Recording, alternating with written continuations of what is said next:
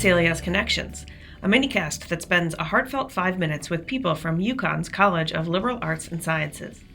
In each case, their special connection has had a profound and lasting impact on their lives. Today we hear from Heather Parker, academic advisor in the Department of History, and her former advisee, Kelsey Hammerman, a 2017 UConn graduate who is now an academic advisor in ACES, UConn's Academic Center for Exploratory Students. They discuss how Kelsey changed the way Heather advises and how Heather inspired Kelsey's full-circle career arc. Here's Heather and Kelsey. What drew you ultimately to advising? Ooh, that's a really good question. For me, like your influence definitely was a big part of it. You were incredibly helpful during my undergrad. I knew when I was an undergrad, I wanted to work in education. Initially, I was a teacher, found that ultimately wasn't the right fit for me. But I knew I was still committed to working with students and working towards educational equity. So when I decided to leave the K-12 world, higher ed kind of called. Working in advising has been just as rewarding because I'm still working with students, but now getting to work with students one-on-one, which has been very exciting. You changed how I advised because while you were making those considerations about what you wanted to do in education and the fact that you were so in-depth and so thoughtful, and other people may think this is funny, but I was really impressed, actually made a spreadsheet, which I have now gone on to tell countless students. Make a spreadsheet. Really, I know it seems like it's a lot, but really when you're able to dig in and get those details and then match them from one to another, I think it really does help clarify what good next steps are. And it's wild to think it had that much of an impact, to be honest, because that just was who I was, very indecisive and very much needed to have all the facts before making a decision. So I'm happy that maybe served a greater purpose. Oh, absolutely. Absolutely. You created a very safe space for me to be able to weigh all those options. And I try to embody a little bit of that in my advising now with students because it is good to have that open space and you make it very well.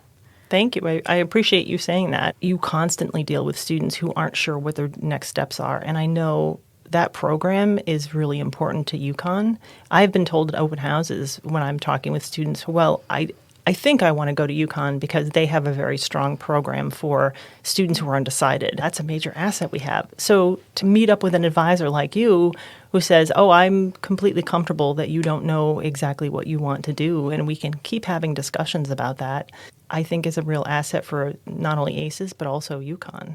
I'm so excited that you're over there. Also, because it's a warm handoff if I have a student who maybe started in history and then thought, oh, I don't know, maybe something else. I can say, hey, we got connections. I can send you across the street. 100%. So I'm also curious to hear your journey into becoming an academic advisor. I'm a first-gen student, so it felt like, hey, I went to college, yay, that's the end of the road. And then I knew from a gen ed back in college, philosophy of education, that I really loved education, but didn't want to be a teacher. So being in the higher ed atmosphere was really great because, again, there's a lot of places to help students, help faculty, help the mission without being in front of a classroom. I was sort of the de facto advisor, although that wasn't my official title, and I had about 65 students I talked to. And I thought, I love this part. I love talking to students, and I love making sense of the rules. And I would love more of this as a former history major. It just felt like coming home. And it's a privilege to talk to all of the history majors, former advisee, former history major. And there was just such a rush in the thought that things could be discovered or, we could find someone's papers or old diary and would give us an insight into, how this household was run or what people were thinking about when they made particular laws. I'm so excited to work with students who feel the same rush of, why did I not know these things before?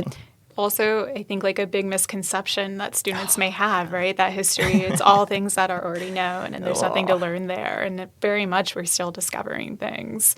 I never would have thought I would have been a history major until I got to college and took History 1501 and enjoyed it way more than I expected. Because again, there's this thought that it's dry and dusty and it's just memorization, which of course it's not.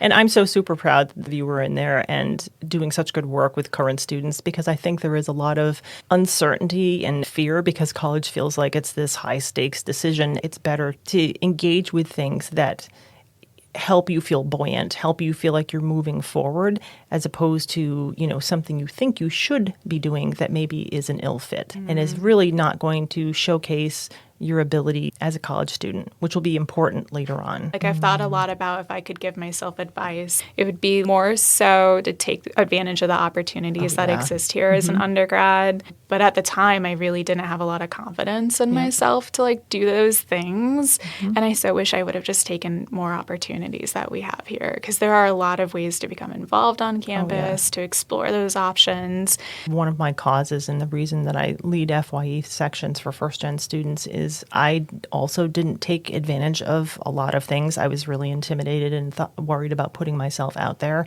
and had this idea of well, why would they help me? Why would I be welcomed in these spaces? So I reached out because I was working in higher ed at a different institution, and I knew I wanted to move into the advisor role. And so I connected with you because I wanted to kind of get the inside scoop of okay, how do I do this? Also, what does this job fully entail? I was comfortable reaching out to you again because you made it a very safe space. And I was super happy when you were like, absolutely, I remember you. Yes. We can hop on the phone and have this conversation. So again, just really appreciative of that, because I do think that is a big part of how I ended up in my current role. I could have all of the world's most profound wisdom, but I can't pass it on to anyone unless you all connect with me. You tried different things. You put yourself out there. And I was like, yes, you're going to be amazing. And so you made it easy. I have to let you all go. I mean, it's fantastic as I think you all are. I don't want to hold on to you because I think that's not good for you. I am always hopeful that people will connect with me on LinkedIn so I can spy on you and see what great things you're all doing and how you're being promoted and where you're living and the triumphs in your lives. But I have to be able to let you go. But I'm always happy when you contact me. What are you doing now? So I was super happy when you contacted me. What have you found to be the most rewarding thing about being an advisor? I think watching all of you gain strength and become the more refined version of yourself. Students come in and they're the youthful version of themselves and maybe a little rumpled and unsure of what they're doing. And by the time you all graduate, you are really just such lovely, thoughtful, put together, confident people.